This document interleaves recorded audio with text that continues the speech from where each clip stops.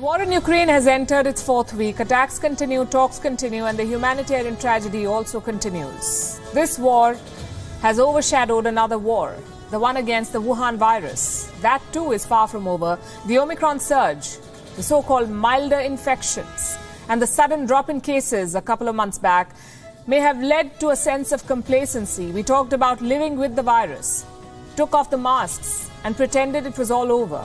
Well, I have news for you. The pandemic is not over. There's another wave in the making. More than 50 million people are locked down in China. Cases are surging in South Korea and Germany. India is holding high-level meetings to tackle what could be a fourth wave. Many in our country and around the world are celebrating the festival of Holi, and the last thing we want is to dampen the celebration, but it is our duty to tell you where things stand. On Gravitas tonight, we'll map the resurgence of the Wuhan virus. Whichever part of the world you're joining us from, watch these reports and stay safe.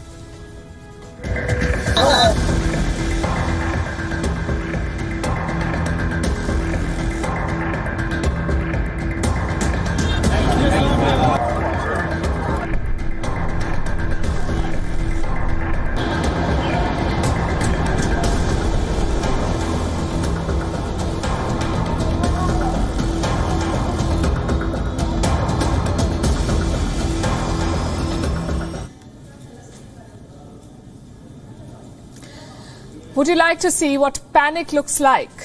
Let me show you a video from China. 전쟁 났냐 전쟁 났어 아주. 정신으로 정신없다.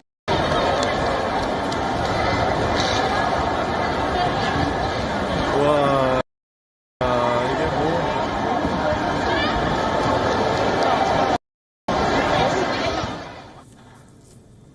This is China's Guangzhou. This video is from last week. It was recorded at the China International Beauty Expo. At this expo, tested positive. One person. So Chinese officials did what? They raised an alarm, shut down everything, and forced everyone to take a Wuhan virus test. That's why these people were running in panic. Textbook case of what not to do. But this is becoming the norm in China. Day after day, city after city, hundreds, if not thousands of people are lining up for tests. The Chinese establishment is overwhelmed by the crowds. They're struggling with Omicron. More than 50 million people are under lockdown. 50 million people in China locked down. The scale of this outbreak is massive. At least 13 cities have shut down. China suddenly feels the need for new hospitals. Look at this. In Jilin, Beijing is trying to build a makeshift hospital with 6,000 beds. In Shanghai, even food delivery is proving to be a challenge. Barriers have been erected outside residential compounds. 17 million people are under lockdown in this city alone. China is already counting its losses. The lockdowns will hurt half of the country's GDP. Exporters are worried about supply chains. Trucks are delayed because the drivers have to take tests. Container rates have spiked, tripled compared to last year. Ships are facing delays at ports, delays of up to 12 hours. That's because China is locking down again. It's 2020 all over again in China. How bad is this outbreak? The worst ever. Worse than what we saw in Wuhan in 2020. This is China's worst Wuhan virus outbreak. On average, the country is reporting more than 2,000 infections every day. But as always, the numbers do not add up. As of Tuesday, 28 out of 31 provinces in China had confirmed cases. The virus has spread to almost all parts of the country, which means the number of cases is bound to be more than what the official data claims. What's worse, Beijing's old pandemic playbook is multiplying the misery. I'm talking about the zero COVID strategy. China has not changed its methods since 2020. So even if there's one suspected case, everyone in the city is tested. China held it up as an example for the world. Well, it's still an example, but now it's an example of what not to do. Zero COVID has had zero success. Let me show you. This is the same convention center in Guangzhou that we just showed you. The one where just one attendee tested positive, just one. I want you to look at the chaos it led to.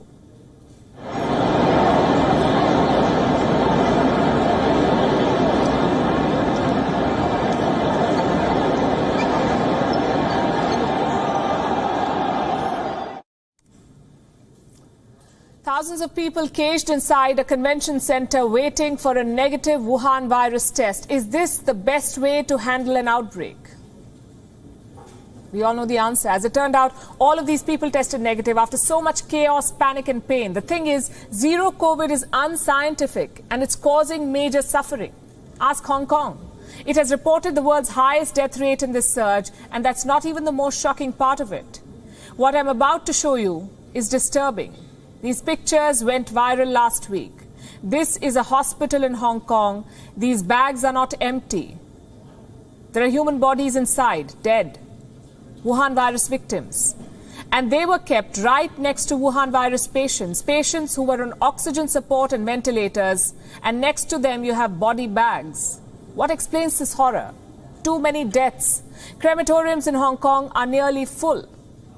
Even the administration cannot deny this. Let me tell you what Hong Kong's chief executive Carrie Lam said. Our crematoriums are working day and night, and they're already close to their capacity. Carrie Lam says she still needs more time to fix the situation.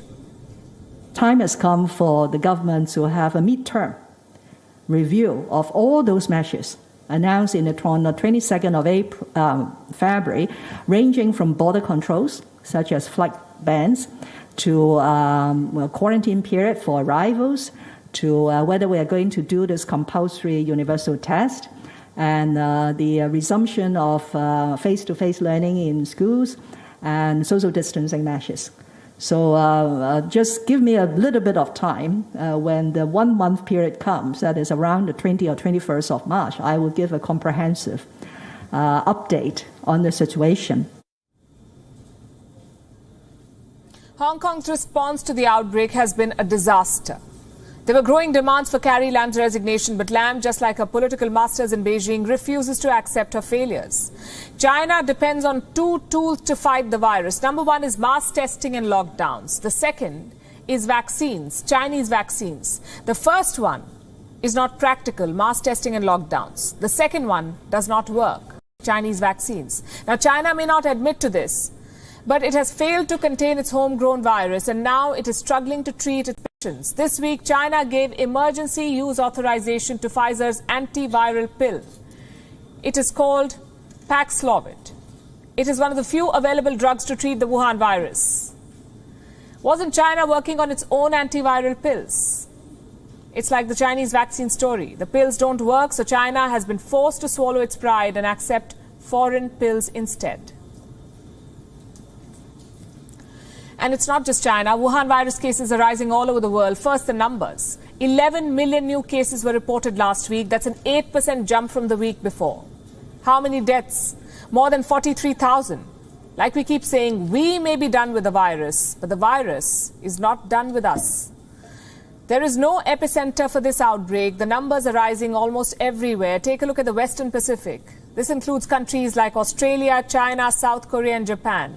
Cases have risen 25% there, and deaths have risen by 27%. South Korea is the worst hit. On Thursday, they reported more than 600,000 cases in a day. 600,000. That's a 55% increase from Wednesday. Also, their highest daily caseload since the pandemic began. The daily deaths also hit a national record, 429 deaths in just 24 hours. In Africa, cases have risen by 12% and deaths have gone up by 14%. Europe's data is interesting. Cases rising by 2%, but deaths are still at the same levels. The reason? Vaccines. Europe hoarded millions of vaccines last year. They gave boosters and double boosters. Around 75% of Europe is fully vaccinated. Compare that to Africa, just 11% of their people are double dosed. Within Europe, Germany is struggling. In the last 24 hours, they reported more than 260,000 cases. 260,000 cases in a day, their highest daily caseload since the pandemic began. What's worse, this could be an undercount. Experts say Germany's testing centers have reached full capacity. If they extend that capacity, more cases could emerge. Now, those are the numbers. But what is driving those numbers? A premature declaration of victory. Europe started it. Their leaders talked about living with COVID. On the 27th of January, Britain lifted all restrictions. Nightclubs, bars, restaurants, everything was reopened. Plus, masks were no longer compulsory. Britain was followed by Denmark, the Netherlands, France, and last month, Germany. They lifted all pandemic controls. It was a 50-50 call. Naturally, the cases were going to rise. Having said that, the world is desperate for normalcy. Endless lockdowns are not an option anymore. What is the WHO saying about all of this? They say this outbreak is just the start. They're calling it the tip of the iceberg. These increases are occurring despite reductions in testing in some countries, which means the cases we're seeing are just the tip of the iceberg. And we know that when cases increase, so do deaths. Each country is facing a different situation with different challenges, but the pandemic is not over. I repeat, the pandemic is not over.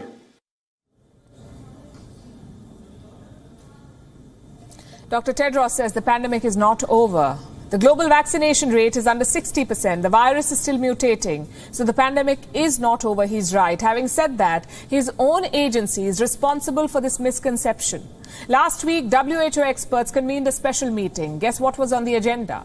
Not pandemic control, not vaccination. WHO was discussing how and when to declare the pandemic over.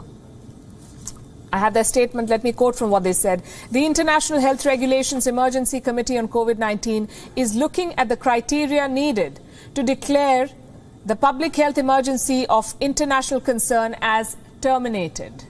Now, to be fair, they did not say when.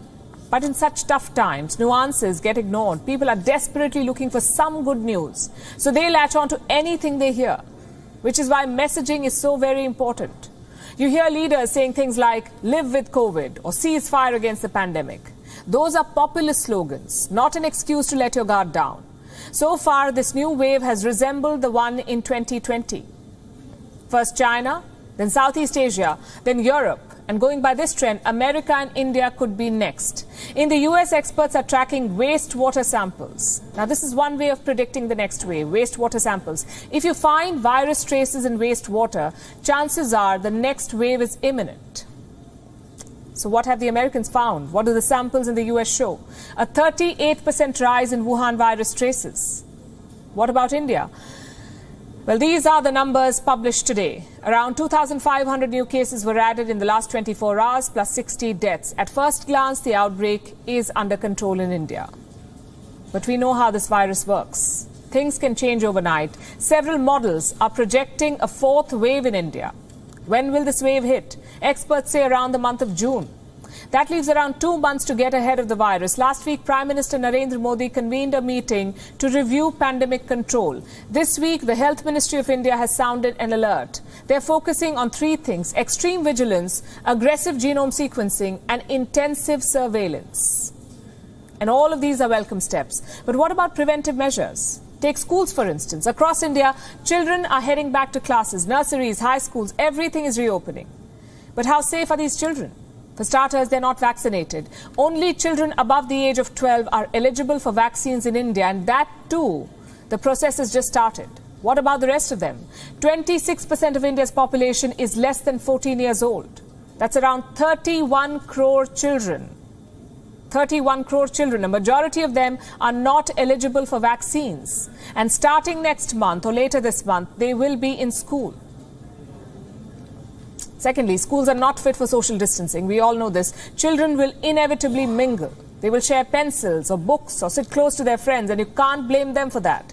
I know that resuming classes is an important milestone, a big victory against the pandemic, but that victory cannot be a gamble. Children need vaccines before they return to school. If not, it's a new wave waiting to happen. I know it's a tough call for the government.